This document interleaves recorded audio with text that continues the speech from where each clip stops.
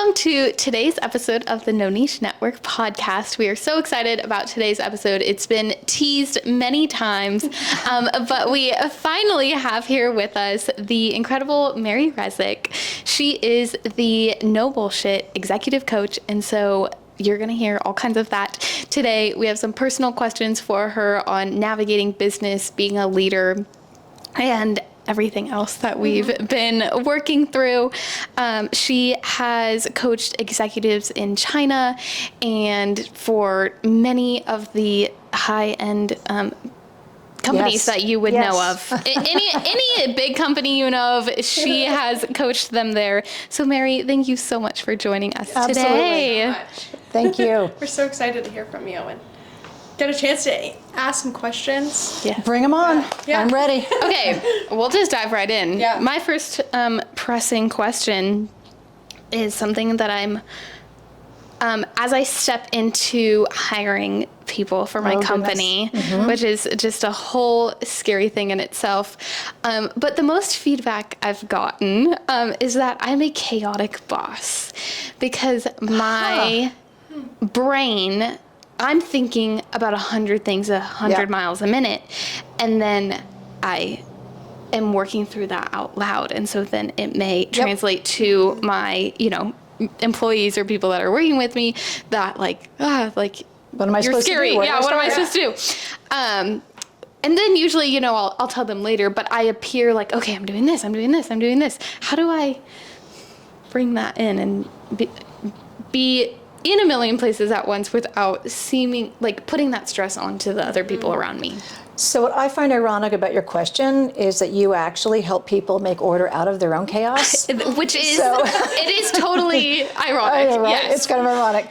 So first of all, one of the easiest tricks, and it's a technique, is to say, I'm just going to be talking out loud right now. And I'm just going to process. I don't want you to do anything. I'm going to start helping you make sense of things. Yes. So don't change you. Love that. Change the way that you are approaching situations, basically giving them a signpost. This is what I'm doing. This is what I need. I need you to listen for this.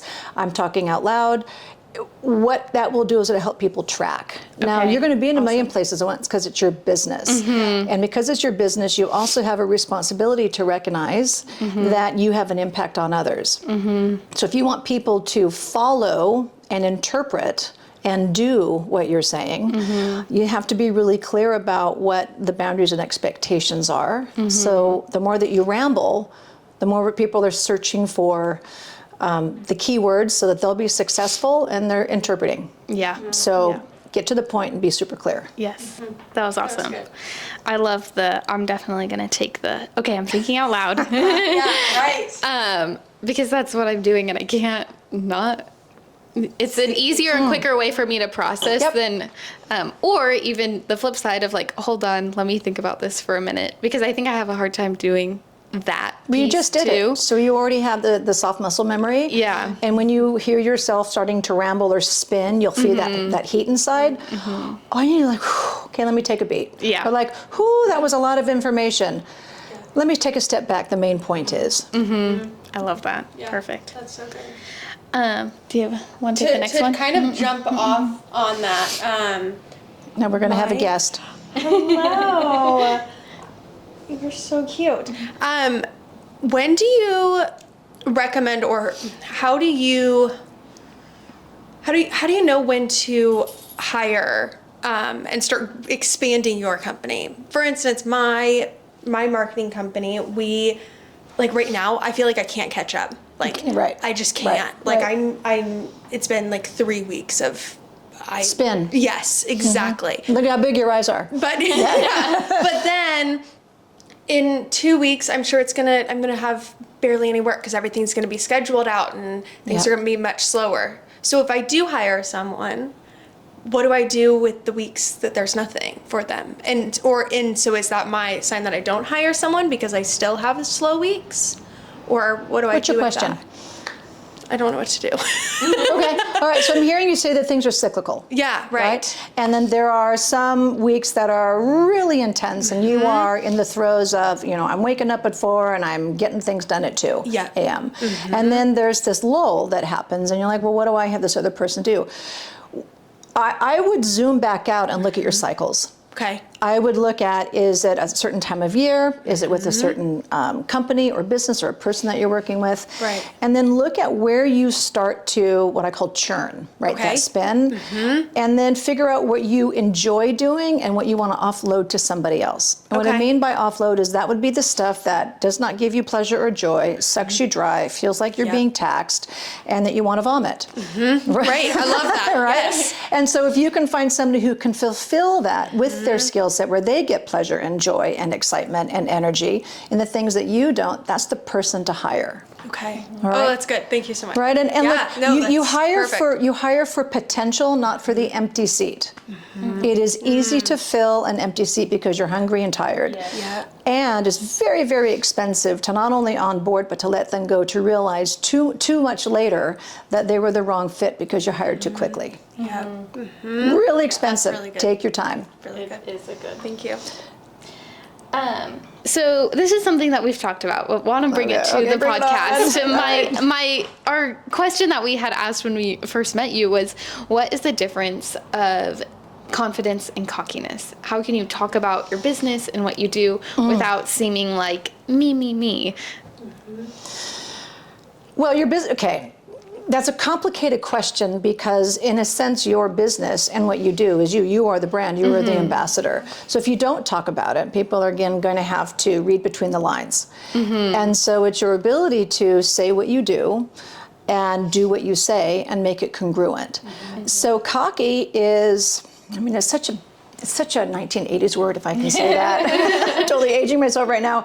But cocky is walking into a room and knowing that you have nothing to learn, knowing that you're the smartest person in the room, that you take up the space, you take out the air in the room, but also that you don't lead with curiosity.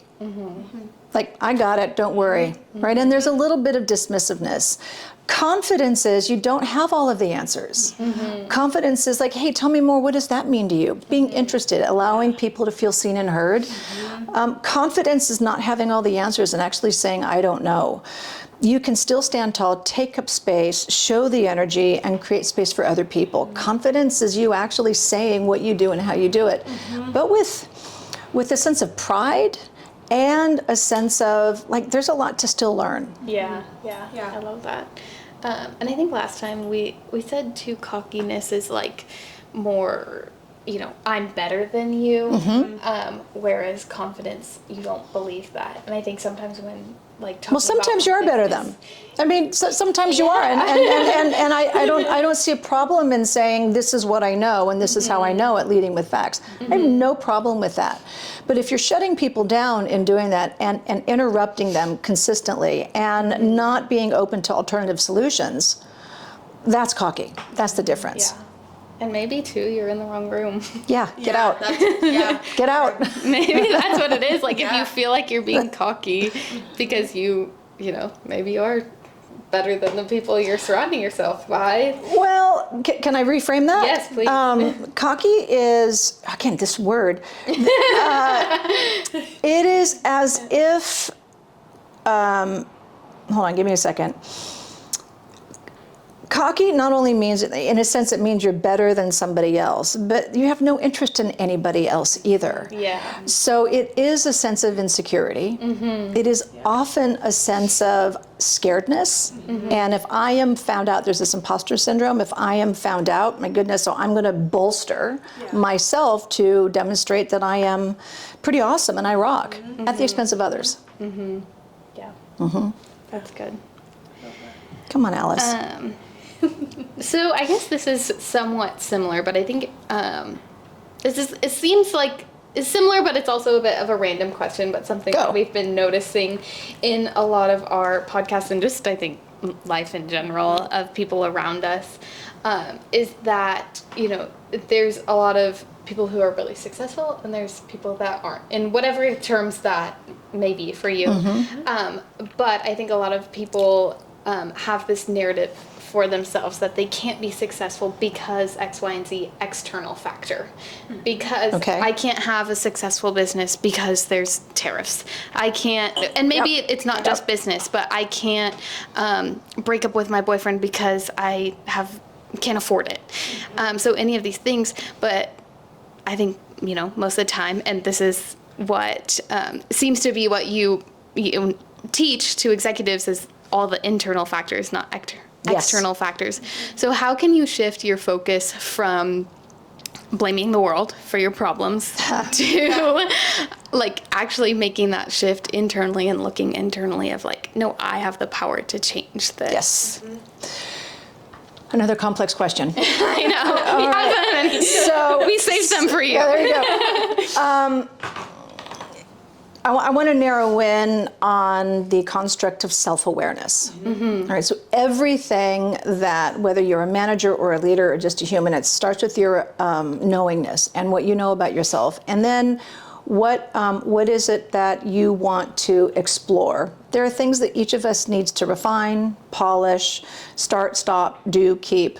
And it's not only being curious to understand your impact on other people, but what is the impact on you?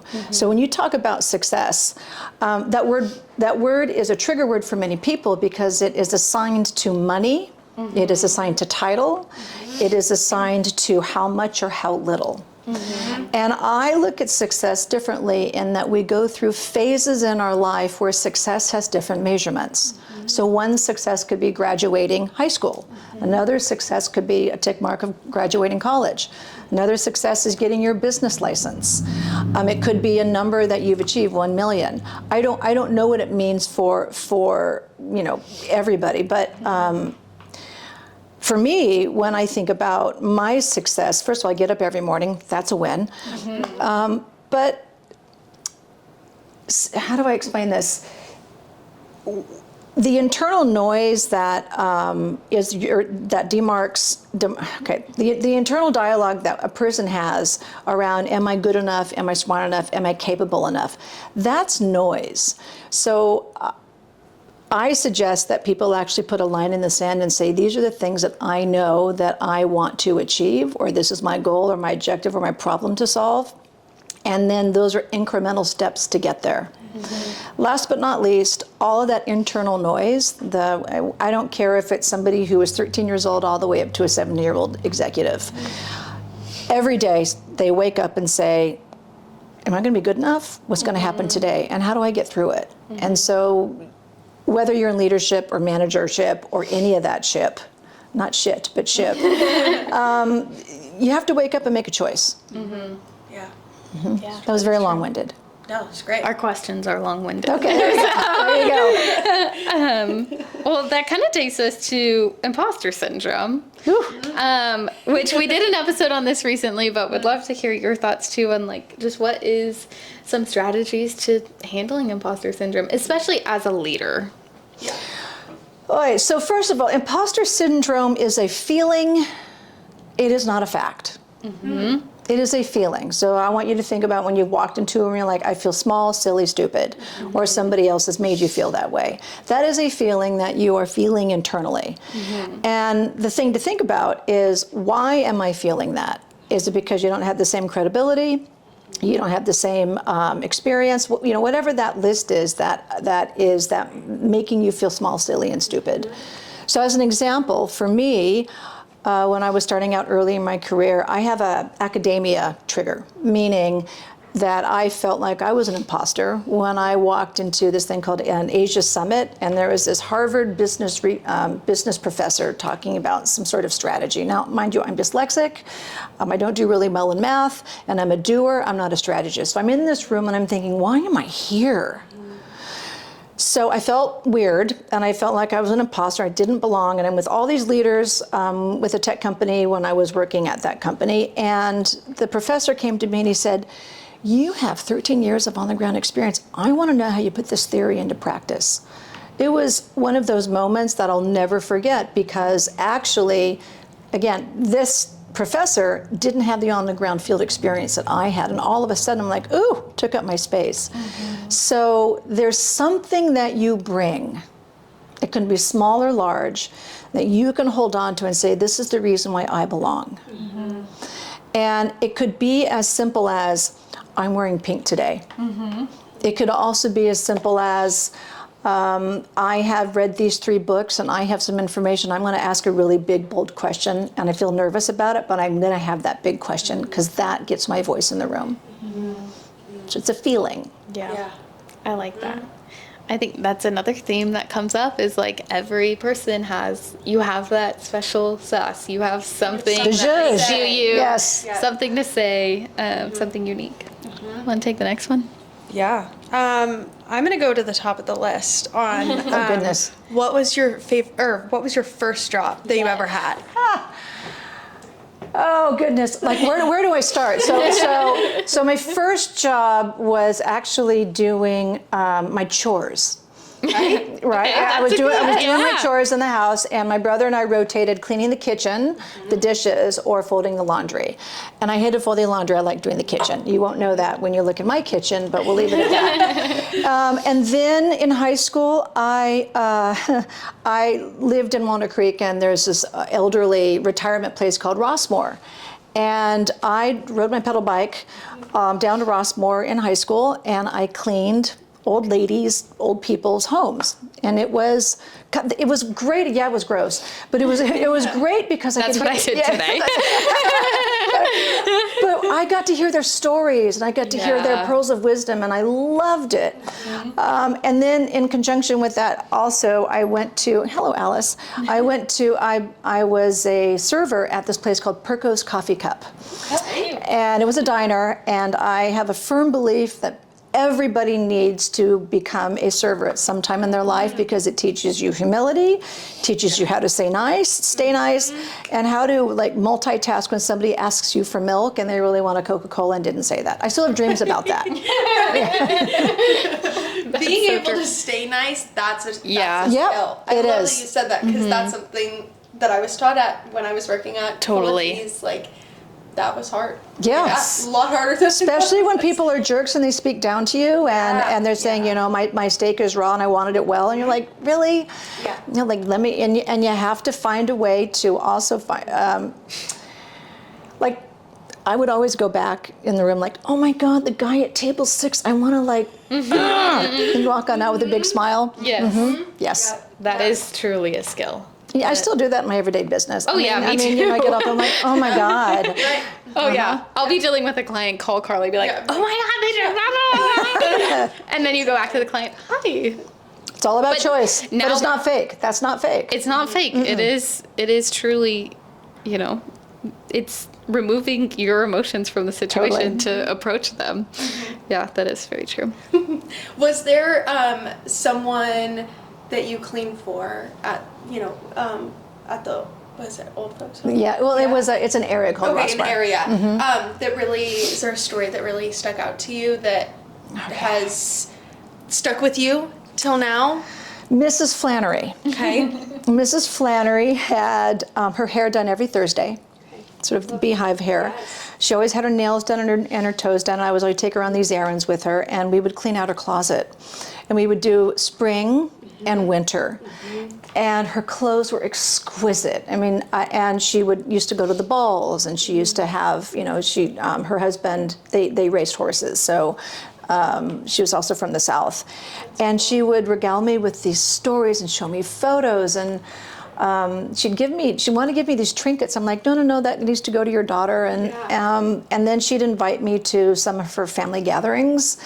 And first of all, Southern hospitality, there's something to say about that. Oh yeah. But she was just she had this life. And then she ended up having a stroke and lost her ability to speak. But what I would do is she went into a care home, and I would go in and I would do her nails for her. And I would do her nails, and I would read her books. And it was hard for me because I was in high school. I wanted to have a conversation with her like we're doing right now, and all she could do was say no. So that was difficult. Yeah. But Mrs. Flannery, So that's where you got your fabulousness from. probably, yes. Mary donned us with her color and jewelry today, so we were on brand and beautiful. Exactly. As beautiful as her, we had to keep up, which was awesome. Perfect. That's so good. Another one? Yeah, let's see what's on our list here. What are some common leadership mistakes young professionals make, and how can I avoid them? Whew, okay. Well, I see the word mistakes as opportunities. Okay, so punitive rather than like there's a way forward. First of all, get to the flippin' point. Okay. Right? I mean, like literally. So Yes. I want you to remember that sometimes when you're processing out loud, that people are trying to track and scan for a word that is relevant for them. Right. So the longer that you talk, particularly when you are in a meeting, you're going to lose them within 10 seconds. So be able to get to the point. Take up space. And what I mean by that is like literally take up space at the table, put your stuff out there, make sure that you're seen and visible. Don't sit in the back, get a seat at the table. And I mean that physically and figuratively. Another opportunity is to ask one big, bold question. Even if you don't really know if that's the right question, which is a trap that young professionals get into, is it the right question, is it the wrong question? Ask a big, bold question and have it written out in advance. Okay? Feel free to say, I have a different opinion. I have another way of looking at that, and use somebody's name. It is important to have a counterpoint of view when it's appropriate. And here we go. Don't apologize for it. Don't say, I'm really sorry, but I think I have a different point of view. Say, I have a different point of view. Use the word I. The more that you do a preamble or I'm sorry or gosh, it would be really great if, cut that crap. I like that. Yeah. Yeah. I love it. You have big eyes right there. Yeah. No, What's going on in your head, right? Yes, I needed all of that. I'll go back to the first one because obviously I do this is get to the point. Like, do you have any tips on that? I feel like I have to. Well, I do a program. It's called Get to the Point. Great. Yep. So. Me to take it. How do we get involved in that? How do we do that? So, look, the easiest way to do this is for you to be able to catch yourself. I ramble. I talk long. When I get excited about things, I get very animated. And that even is a distraction. So here's a couple of things that you can do. One is, my main point is, use your hands, just like I did right now with you. You can say, boy, that was really long-winded. Let me clarify.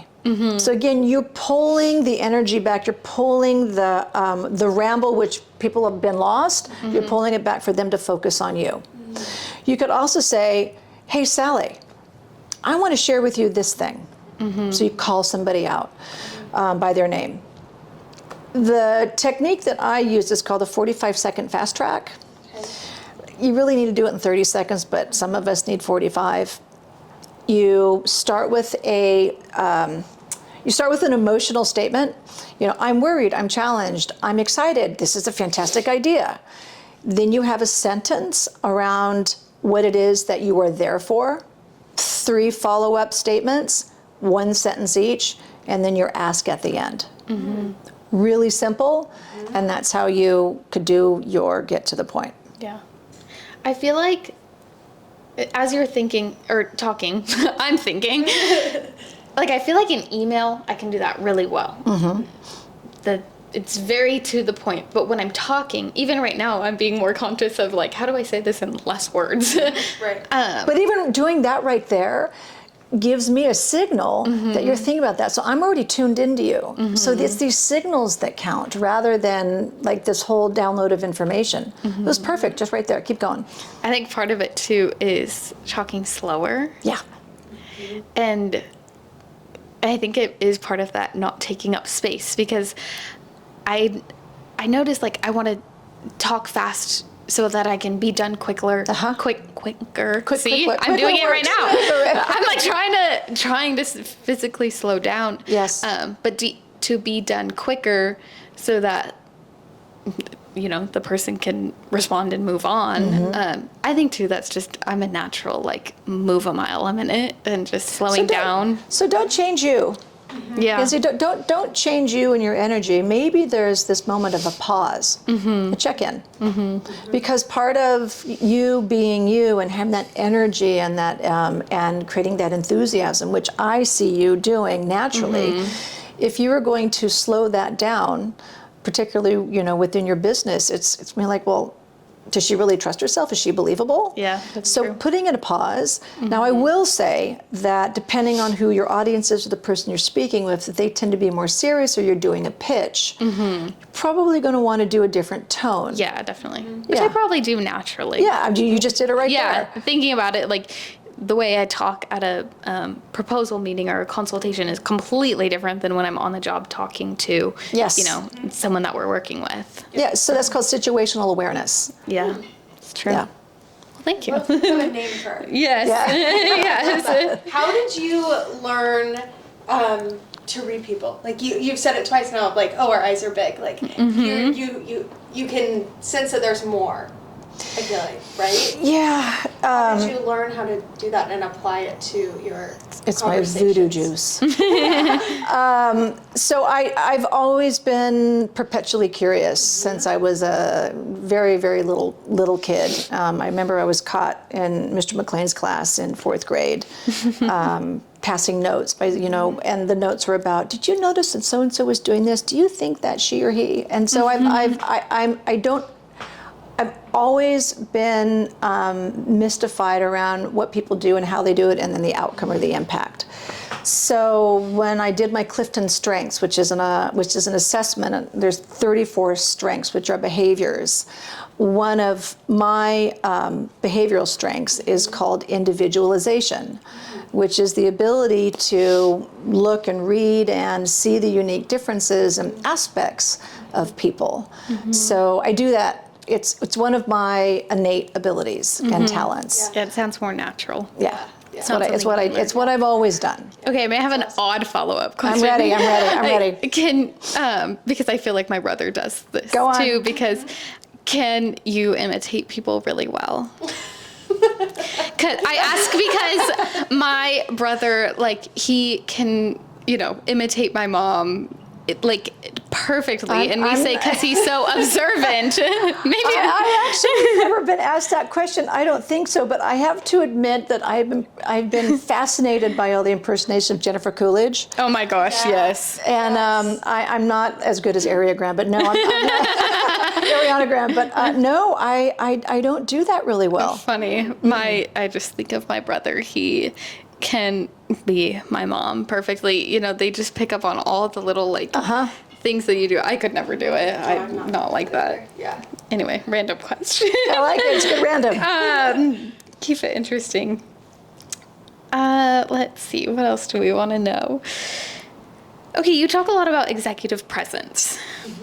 Tell us about it. What is it? How can we... Oh, God, it's a mysterious 2 words. We talked a little bit about it earlier around imposter syndrome, all right? And remember, it's that feeling, rather, and it's a sense of fear and not being good enough. I want to strike the word executive, and I just want to focus on the word presence, like we are right now. We are present, we're tuned in, I'm on your frequency, you're on mine, and we're all 3 of us are interested. That's a version of presence. And it's easy when you're really, really busy, right? And you say you're going a mile a minute, or you have, within your business, you have 3 weeks of just pure hell, and then all of a sudden you have this lull. So in those moments when somebody comes across your desk or an email or a phone call or you're walking down the street, are you able to stop and tune into them? I mean, it's quite easy. Yeah. But when your head is spinning and when you have a lot of noise and you have 67 things to do, and this person says, hey, I need 5 minutes. Can you take that 5 minutes with them? It is about how you make people feel. That's leadership. It's not about how sophisticated your spreadsheet is, because nobody cares, or how they feel about a spreadsheet. It's how you make sense and how they feel when you're making sense of a spreadsheet.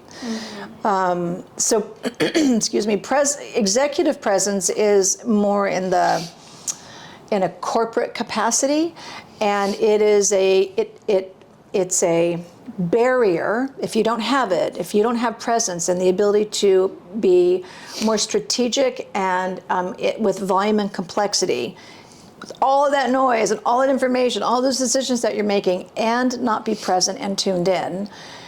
that is a ceiling and is prohibitive to getting promoted, as is getting to the point Yes. Yeah. in a corporate capacity. Yeah.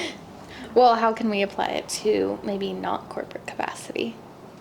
You're already doing it right now. So the simplest way is to show up. It is to, and I'm saying not just physically, but mentally and emotionally. Tuning in, being interested, using somebody's name, asking, how can I help you? Versus, here's an example. There's a guy that I work with. I love him. His name is Robert. We've known each other for years. And Robert loves to visit, picks up the phone and calls all the time. And we always spend a good hour together on the phone. But there are times when he calls me and I'm in my car and I probably have maybe 10 minutes. And so this is what I do with him. I'm like, oh my God, Robert, it's great to hear your voice. I'm in my car right now. I have 7 minutes. How can I help you? So what did I do? I let him know where I am. I used his name so he feels seen, even though he was in New Jersey, and I let him know my boundary. And then what can I do for you? So we talk. Yeah. I'm like, okay, so look, I'm parking right now. Did you get what you needed? He said, yeah. And I go, do you want to continue our conversations? No, it's great, Mary. Great to hear from you. Bye.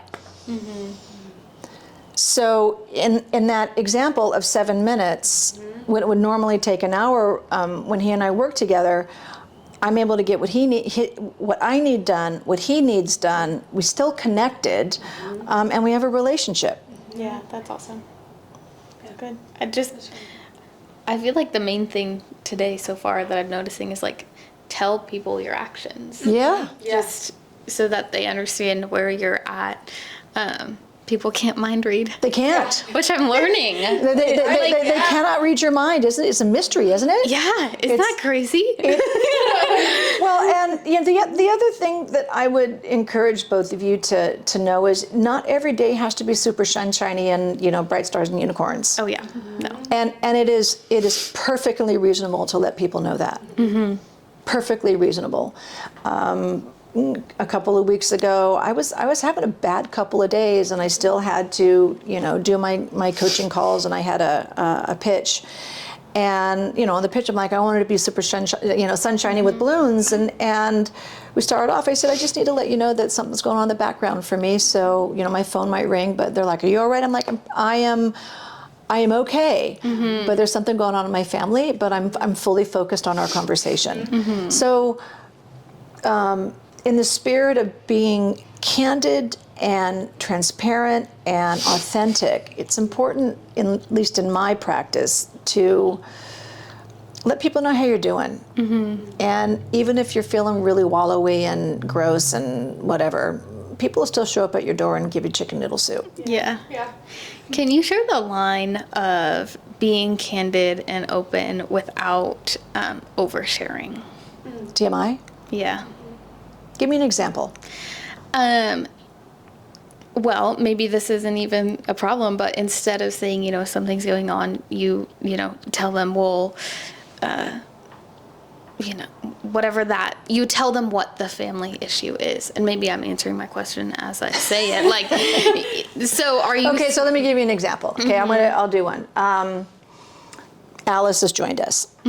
So it could be as, look, I have to take my cat to the vet, versus last night I was woken up at 3 o'clock in the morning and my cat puked. And then my cat puked and I stepped in it and didn't know what was going wrong. So I called the vet, and then I went to the emergency vet, and then it was just really awful and my heart was pounding.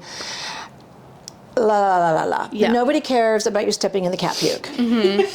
Nobody cares. Now, I'm going to do the opposite with an example that recently just happened. I was speaking with a potential client, and he asked me, he says, do you have any family? And I paused, and I said, I have 7 chickens.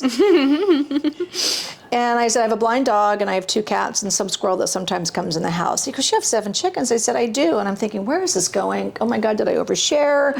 I really want this work. It ends up that he also has chickens. He started with 5, ends up has 100. He has his own ranch. And he's been to the Ohio Poultry Show, which I've always wanted to go to. So in that moment of connection, me revealing the fact that I have 7 chickens, that opened a door. So the TMI is knowing when to pull back, but also you still have to reveal some fun things about yourself. Yeah. You know, and I don't know if, you know, the work is coming my way, but he's breeding, he and his family are breeding a certain type of chicken. I'm going to be looking for it. Yeah. So that's it's an alternative version around TMI. Yeah. It's when you have the connection. Yeah, I think it's that difference of like, even though you're doing business, you can still connect with people as a human.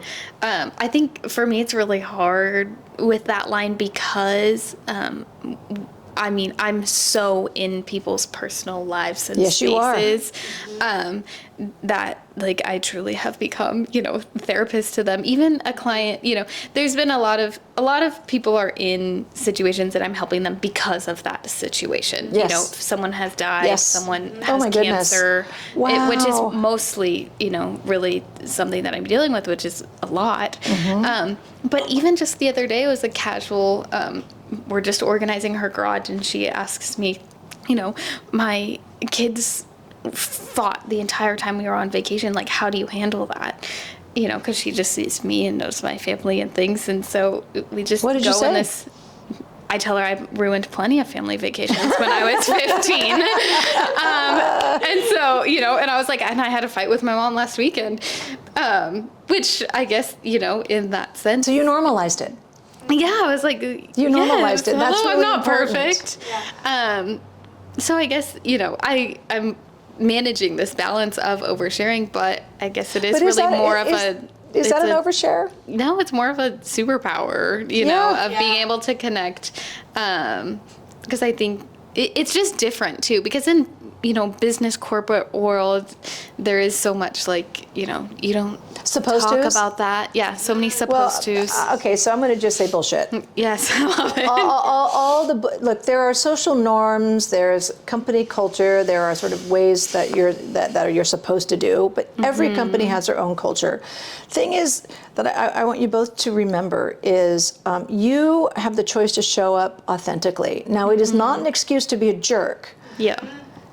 So in your example, Mackenzie, you didn't overshare, you normalized the fact that I have a family, my mom and I have fought, we've done family again, I've ruined them too, so she doesn't feel alone. Yeah.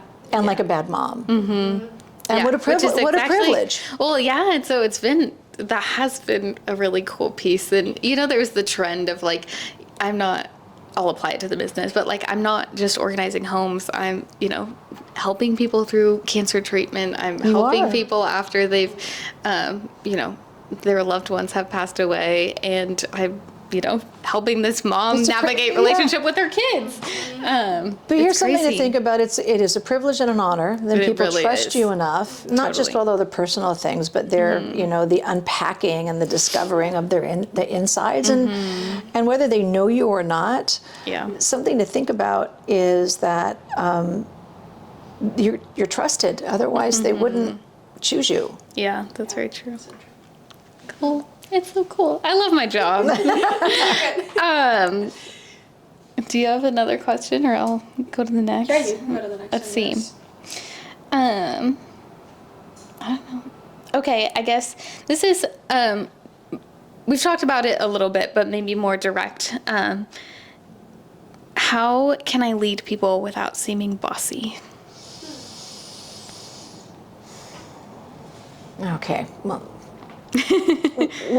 I'd love some context. What does bossy mean? I think that speaking more from a young perspective, you have a team, and maybe as I explain this, the question may change, but you have a team, they're your peers, you have to guide them.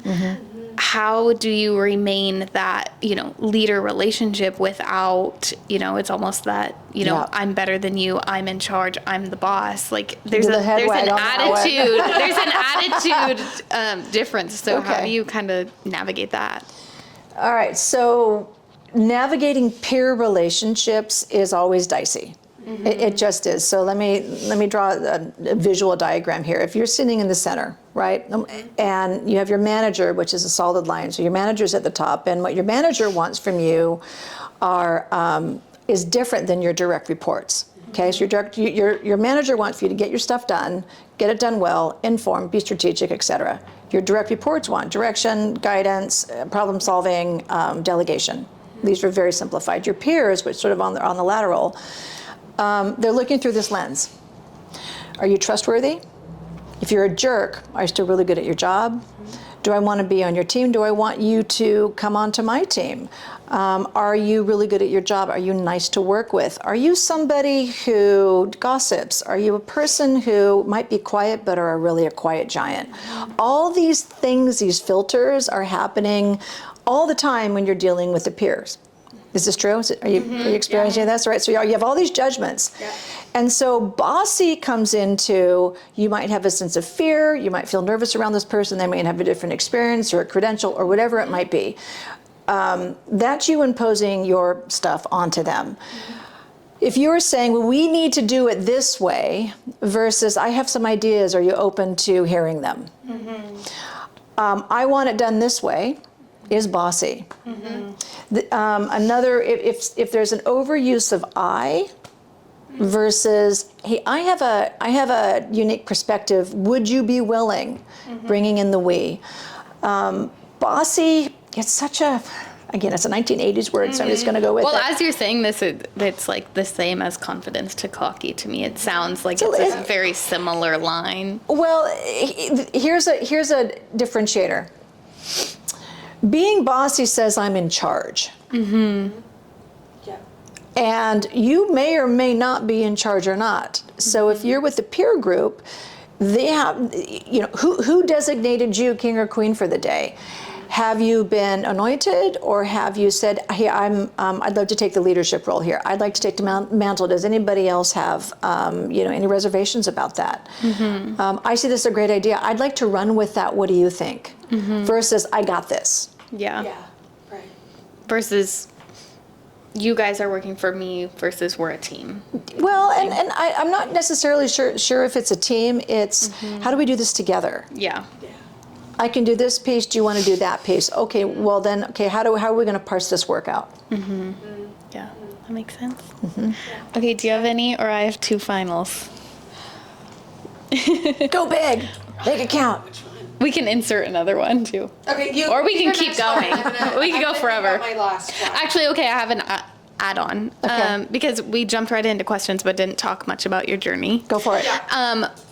How did you get from Pointing working for the old people to becoming an executive coach, and why? So I'm an accidental business owner. Okay. Same. And what that means is that I never, ever thought that I would be running my own business. One being still located in Shanghai, China, and then one being here in Napa. I loved corporate life. I loved the structure. I loved the resources. I even loved my managers. I loved the camaraderie. It was so much fun. And those were the days when I was, this is back in 1999 through 2004, I was placed in Asia. How I got to be running my own business, if I go backwards, remember how I told you about working for old ladies? Because I'm consistently curious about people and things and why they do weirdo things. Yeah. That's the truth. I almost didn't graduate university because I can't do math. I do have a little bit of a learning disability, and I am dyslexic. So Dr. Reva Shapiro said to me, oh, honey, you're not supposed to be doing business administration. You're supposed to be, working, on communication. If it was an S, it would be journalism. So she took me under her wing, and I went into training and development in my major. And from there, I've been always in management and leadership development. So this idea of coach, I don't like the word coach. It's become very common and overused. It's just been my entire career, and I combine that with organizational development. So that's how I got there. And then when I started my business in China in 2004, it just kept growing because I needed, in China, you need a place to invoice and revenue, and it's a government process. So I kept saying yes to things, even though I was no longer working at Microsoft, and I started invoicing, and then I had a WOFE, which is called a wholly foreign owned entity. And here we still are in, 2025. So awesome. Yeah. Yeah, and I still am a little bewildered how I did it and still do it. That's so cool because it's like that. It never goes away, which I hope it doesn't. I love this fascination that this is what I get to do. And it is painful at times. Oh yeah. And I'm sure that both of you know this, is you're always on the hunt. You're on the hustle to figure out how are you going to be relevant, how is what you offer as far as a service, you being the brand, how is that appetizing to anybody? Yeah. Because the world's changing. Totally. Yeah, my services change every week. Yes, totally. I mean, just all of a sudden I'm doing estate sales and I'm like, okay, I guess I'm estate wanna come to sale one of company those. too. Yes. It's been this weird shift because it is like, okay, is this what I wanted to do? And then realizing like, wow, this is really, There's a niche. The estate sale itself, honestly, I think the sale part is my least favorite. Like negotiating with people, like I'm not a numbers person. If I say $5, please just love the $5 and don't be offended, or I don't, that part is still growing on me. But the like helping people through such a challenging time, being able to do it quickly, easily, like it's kind of no big deal for me to take it on, has been cool. So yes. Yay. Hopefully there's many more coming. But it's been awesome. Did you think of a big, bold question? I'm ready. Yeah, well, I have been recently just fascinated with listening to people. And I feel like that's odd to say because, yes, you should be listening. But I've just been, and I will say this every single episode, I'm fascinated that there are so many themes within success or just life that keeps coming up. Is there a conversation that has helped your business or shaped who you are today from a conversation in coaching someone? I'm going to answer that differently. Okay, great. I'm going to answer the question differently. So it took me a little while to realize that in order for me to be able to do my job well, like you, it's a privilege. It is an absolute privilege to help an individual uncover and discover their stuff. And in order for me to be able to do that and to do that well, I had to decide to do it my way. So there's all these books, there's, I can get certification upon certification, and yes, they're very important, but I need to take my experience that I know so far and some of the books that I read and listening to other people, learning from other people, and I still to this day am constantly refining my method of how I work and coach and facilitate with people. But still to my core is I'm still me. I'm still no bullshit. We have a finite amount of time. I'm very direct. I am unafraid of the silverback gorilla in the room. You can beat the table as loud as you want. I'm not going away, and I'll be like, and this is what that looks like. So what I'm saying in a roundabout way is, I'm always trying to learn, and there are days when I'm really good at learning, and there are days when I'm like, whoo, forgot that technique, and yet I have to do it my way, and it's with flair, it's with directness, it's when you meet me or you see me on this video or whatever, this is me, and I think you both can attest to that. Oh, definitely. Yeah, because that's what's important. Yeah. Did that answer your question? Yeah, thank you. Okay, cool. Okay, my final question. It's a two-parter. So first part is just rapid fire. What would be your advice to someone starting in the workforce that wants to be an awesome leader, CEO one day? Find a mentor. Get rid of the young clothes and dress above your level. Yes. Go get some certifications. Put yourself into situations, raise your hand for a lot of things, even though you're not very good at it, and be willing to listen and ask lots of questions. I love it. And then on the flip side, what advice would you give to a young person who's really struggling with a bad leader? Oh my God. That's a great question. That's a really good question.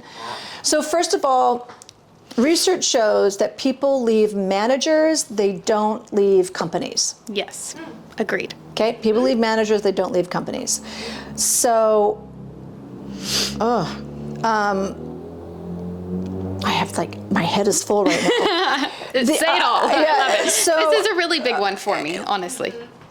well, it depends on where they are it depends on where they are in their career. But if they are in a corporate capacity and they have a manager and there's a performance evaluation process and so on, that performance evaluation process, the manager should be having one-on-ones at least once a month with them. Not just about the project list, but how are things going? What's your career like? What are you learning? Where do you need help?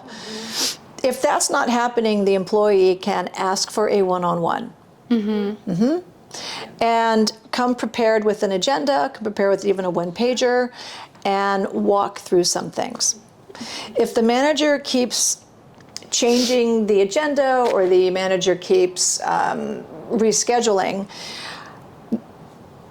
there's documentation around that. And that is one thing.